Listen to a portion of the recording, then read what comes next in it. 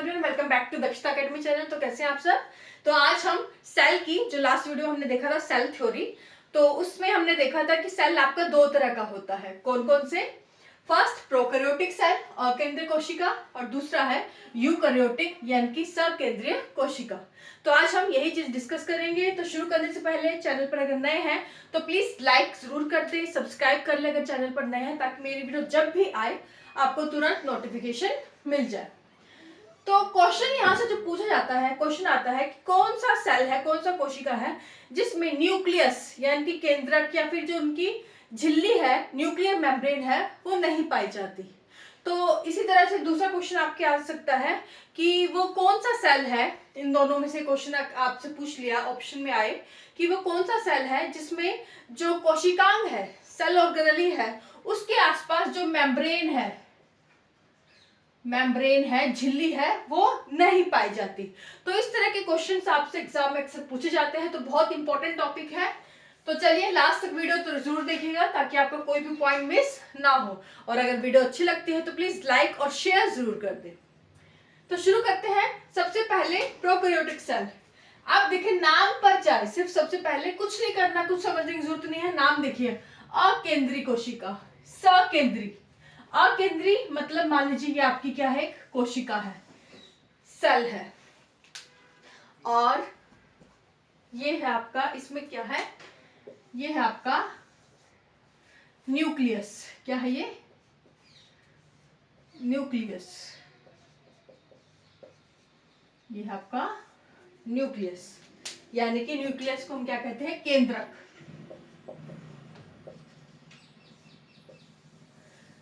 तो न्यूक्लियस, अब क्वेश्चन पूछा जाएगा आपको, सिर्फ अगर ये डायग्राम मैं दे दूं कि ये जो कोशिका है, आपको बतानी है कि ये कौन सा है, ये प्रोकैरियोटिक सेल का है, कोशिका है, या फिर यूकैरियोटिक सेल की ये सेल है, तो कौन से तरह का सेल है।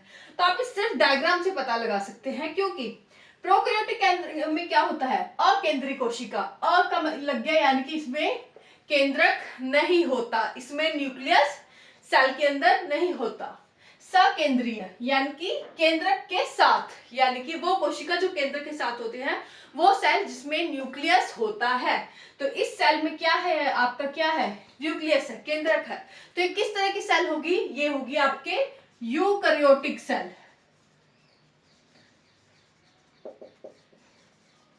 तो यहां पर हमने जो फर्स्ट डिफरेंस देखा वो क्या है कि प्रोकैरियोटिक सेल्स के अंदर क्या है, आपका न्यूक्लियस या फिर जो केंद्रक है वो आपका प्रेजेंट होता है, वो आपका सेल के अंदर प्रेजेंट होता है। जब प्रेजेंट नहीं होता, एब्सेंट होता है, ये उल्टा बता दिया, एब्सेंट, इसमें न्यूक्लियस प्रेजेंट नहीं होता है ना। तो अकेंद्रीय यानी कि इसके अंदर जो है आपका कोई भी न्यूक्लियस नहीं पाया जाएगा। तो ये अब जो सेल हो गया, ये हो गया आपका प्रोकैरियोटिक टाइप का सेल, अकेंद्रीय कोशिका। जबकि यूकैरियोटिक सेल में हमने देखा वो सेल या वो कोशिका जिसमें न्यूक्लियस या जो केंद्रक है वो प्रेजेंट होता है, वो पाया जाता है, उसे हम कहते हैं यूकैरियोटिक सेल यानी कि सकेंद्रीय कोशिका। ओके, अब सेकंड जो चीजें हम देखेंगे वो देखेंगे कि अब ठीक है, न्यूक्लियस तो आपकी इसमें प्रेजेंट है, यानी कि आपका हो गया न्यूक्लियस। अब ये जो न्यूक्लियस प्रेजेंट है, इसके आसपास कोई मेम्ब्रेन भी होगी जो कि इसको पूरा कवर करके रखी हुई है, और इस मेम्ब्रेन को हम क्या कहते हैं, वो झिल्ली या मेम्ब्रेन जो न्यूक्लियस के आसपास होती है उसको हम कहते हैं, ये जो है, ये जो रेड कलर की मैंने बनाई है, इसको हम कहते हैं न्यूक्लियर मेम्ब्रेन, यानी कि केंद्रक झिल्ली। अब आप खुद सोच के बताइए, अगर आपको सिर्फ इतना पता है कि न्यूक्लियस जो केंद्रक है वो यूकैरियोटिक सेल में होता है, प्रोकैरियोटिक सेल में नहीं होता, तो आप इजीली पता लगा सकते हैं कि क्योंकि न्यूक्लियस आपके यूकैरियोटिक सेल में ही पाया जाता है। तो क्वेश्चन अगर आया कि न्यूक्लियर मेम्ब्रेन किस सेल में होगी, तो आप इजीली बता सकते हैं कि क्योंकि न्यूक्लियस सिर्फ यूकैरियोटिक सेल यानी कि सकेंद्रीय कोशिका में पाया जाता है, इसलिए उसके आसपास ही कोई झिल्ली या मेम्ब्रेन प्रेजेंट होगी, जिसे हम कहते हैं न्यूक्लियर मेम्ब्रेन या केंद्रक झिल्ली। तो हमारा दूसरा पॉइंट यहाँ पे क्या बन गया कि प्रोकैरियोटिक और यूकैरियोटिक सेल को हम कैसे डिस्टिंग्विश कर सकते हैं, कैसे कर सकते हैं। इसमें दूसरा डिफरेंस क्या है कि प्रोकैरियोटिक सेल में आपके न्यूक्लियर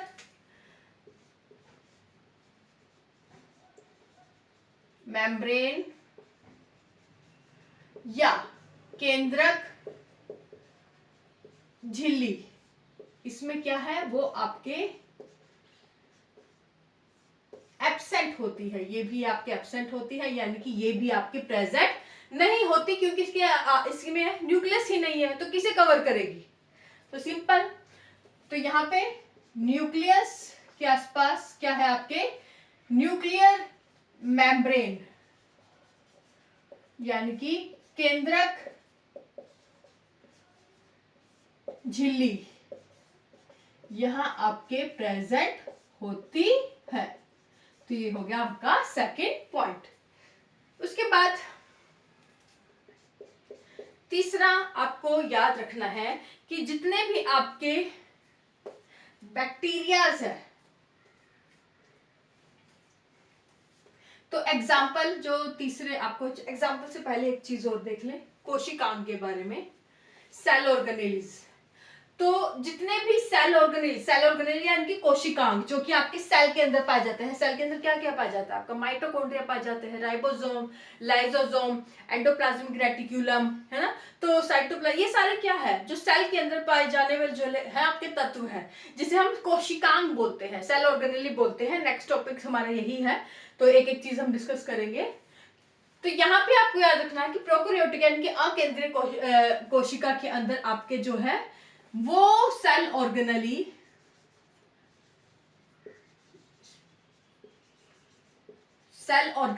जिसमें मेम्ब्रेन हो, कोशिकांग जिसे हम कहते हैं, सेल ऑर्गेनली हिंदी में हम क्या कहते हैं कोशिकांग।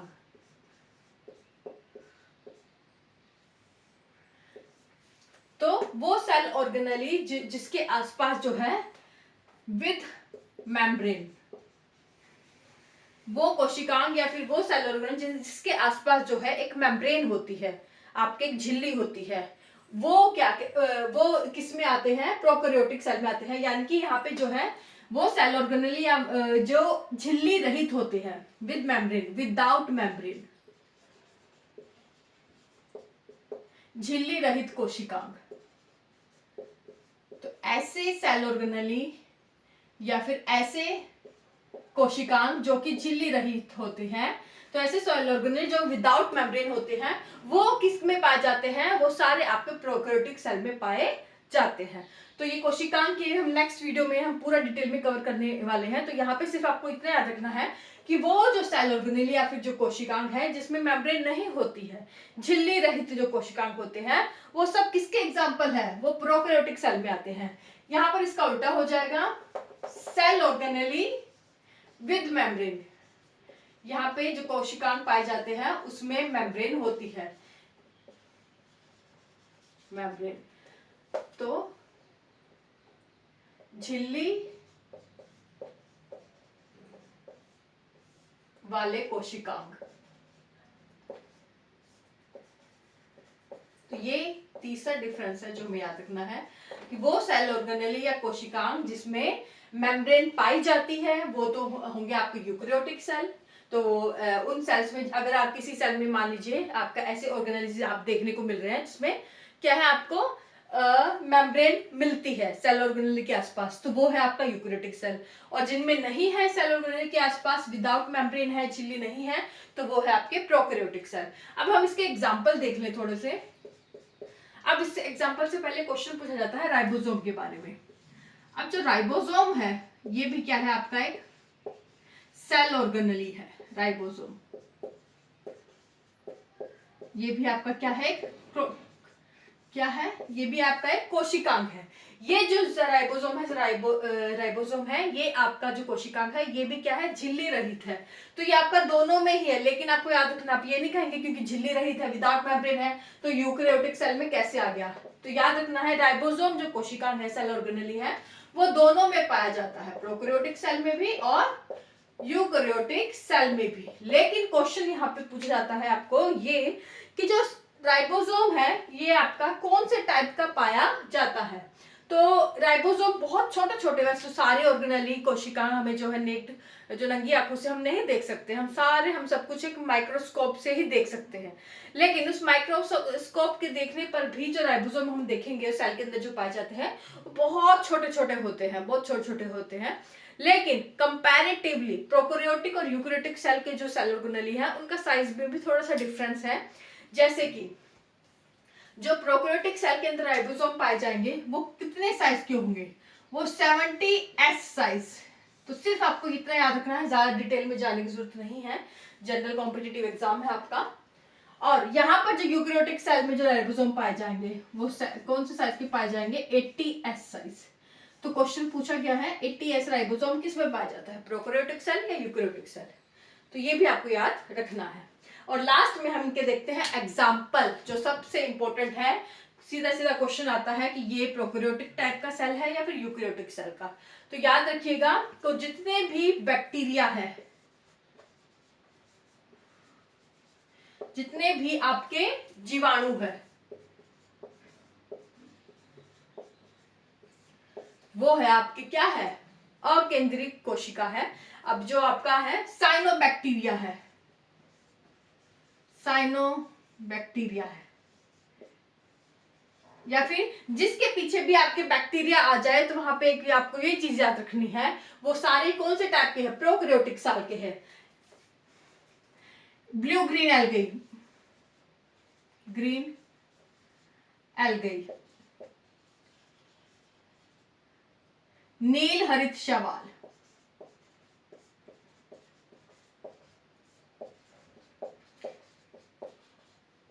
तो ये भी किस तरह का है? ये भी आपका जो है प्रोकैरियोटिक सेल्स में पाया जाता है। तो बैक्टीरिया कोई भी जीवाणु आ जाए तो वह आपका क्या है? आपका पूरा क्या है? वो प्रोकैरियोटिक सेल है। साइनोबैक्टीरिया है, वो है आपका ब्लू ग्रीन एल्गी, जो नीलहरित शैवाल है, वो भी आपके जो है प्रोकैरियोटिक में आते हैं। तो इतना जो है आपको याद रखना है। इसके अलावा जो माइकोप्लाज्मा बैक्टीरिया है वो भी आपका प्रोकैरियोटिक में आता है। सिंपल सी ट्रिक है, अगर जिसके पीछे भी बैक्टीरिया लगा हो, साइनोबैक्टीरिया है या फिर और कोई भी बैक्टीरिया हो, उसमें जो सेल किस तरह का पाया जाएगा, उसमें प्रोकैरियोटिक टाइप का सेल होता है। उसके बाद ये इसके एग्जांपल देखिए आप यूकैरियोटिक सेल्स में। तो यूकैरियोटिक सेल्स में इसमें जो यूनिसेलुलर ऑर्गेनिजम्स हैं,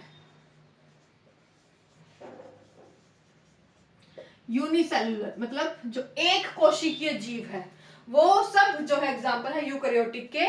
लेकिन एक्सेप्शन है बैक्टीरिया। तो जितने बैक्टीरिया जब भी क्वेश्चन आ जाए तो बैक्टीरिया आप सीधा सीधा आंसर लिखना है, वो आपका प्रोकैरियोटिक सेल का है। यूनिसेलुलर में आपको याद रखना है अमीबा, यूग्लिना, पैरामोशियम,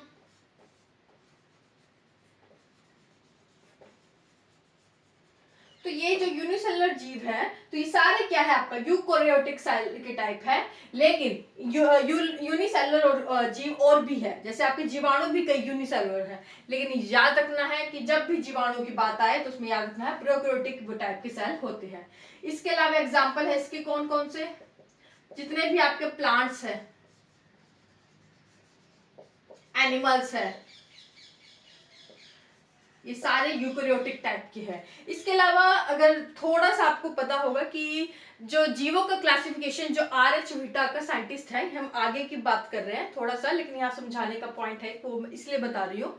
तो उन्होंने 5 किंगडम क्लासिफिकेशन दिया, मोनरा, प्रोटिस्टा, फंजाई, प्लांटे, एनिमलिया। तो जैसे जैसे वो आगे बढ़े तो जीवों का जो क्रम है, क्लासिफिकेशन है, वो और डाइवर्स होता गया। तो जो उन्होंने पहला जीव जो धरती पर आया वो था कौन सा? मोनरा।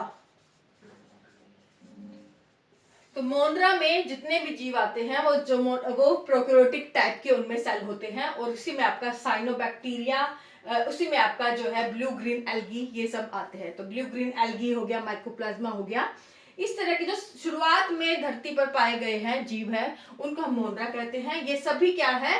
प्रोकैरियोटिक सेल के हैं। मोनरा के बाद जो हमने देखे, फिर धीरे धीरे आए, प्रोटिस्टा आए, फिर फंजाई आई, कवक जिसे हम कहते हैं, फिर प्लांट्स आए, फिर एनिमल्स आए। इस तरह पूरा जो है एक डाइवर्सिफिकेशन हमने अर्थ पर देखा। तो प्रोटिस्टा, फंजाई, प्लांट, एनिमल, ये सब में कौन से टाइप का सेल है? इसमें यूकैरियोटिक सेल का जो टाइप होता है। ठीक है, ये चीजें हम थोड़ा सा मैंने पहले ही बता दी, मोनरा आपको शायद कंफ्यूज होगा, बस इसका आपको बस इससे ये याद रखना है जो शुरुआत में जो जीवन पाया गया वो उनमें जो सेल था वो कौन सा था। जैसे ब्लू ग्रीन एल्गी, उनमें अगर इस तरह से क्वेश्चन पूछा जाता है तो प्रोकैरियोटिक टाइप का उसमें सेल था, अकेंद्रीय कोशिका तरह का सेल जो कोशिका थी उनमें पाई गई। तो ये था पूरे आपका सेल के दो तरह की टाइप, प्रोकैरियोटिक सेल और यूकैरियोटिक सेल। तो ये था आज की वीडियो के बारे में। आई होप मैं सफल हो पाई हूँ आपको पूरा समझाने में कि इन दोनों में जो मेन अंतर है, मेन डिफरेंस है वो क्या है। अगर आपको समझ आई है, वीडियो अच्छी लगी तो प्लीज लाइक जरूर कर दें, शेयर करें अपने सभी टेलीग्राम ग्रुप में, व्हाट्सएप ग्रुप्स पे, या फिर अपने उन फ्रेंड्स को जो कि प्रिपरेशन एग्जाम की कर रहे हैं। वीडियो अगर अच्छी लगती है तो प्लीज लाइक जरूर कर दें, शेयर करें, हमें कमेंट करके जरूर बताएं। आज के लिए बस इतना ही। Thank you so much.